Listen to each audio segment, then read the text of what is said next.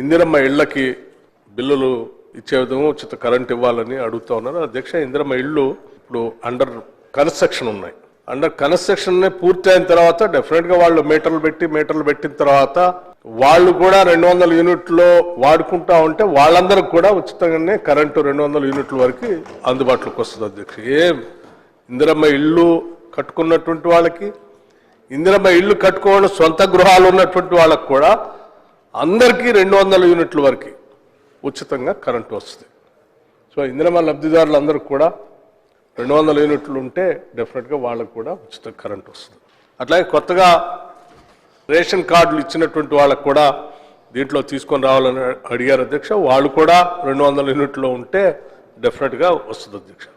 ఇది అసలు ఎంత పెద్ద ఎత్తున రాష్ట్రంలో ఉపయోగపడతా ఉందంటే కొన్ని మచ్చుకు నేను కొన్ని ఉదాహరణలు మీ దృష్టికి తీసుకొని రాదలుచుకున్నాను అధ్యక్ష. ఎందుకంటే రాష్ట్ర వ్యాప్తంగా పెద్ద ఎత్తున ఈ రాష్ట్ర ప్రభుత్వం ఇందిరమ్మ రాజ్యంలో పేదలకు మేలు జరగాలని అమలు చేస్తూ భారం రాష్ట్ర ప్రభుత్వ ఖజానాపై పడుతున్నప్పటికీ కూడా వాళ్ళందరి తరఫున ఈ రాష్ట్ర ప్రభుత్వం డబ్బులు కడుతూ ముందుకు పోతున్నటువంటి పథకం అధ్యక్ష. ఆదిలాబాద్ శాసనసభ నియోజకవర్గంలో ఉదాహరణకి 45,990 ఇళ్లకి ఉపయోగపడతా ఉంది.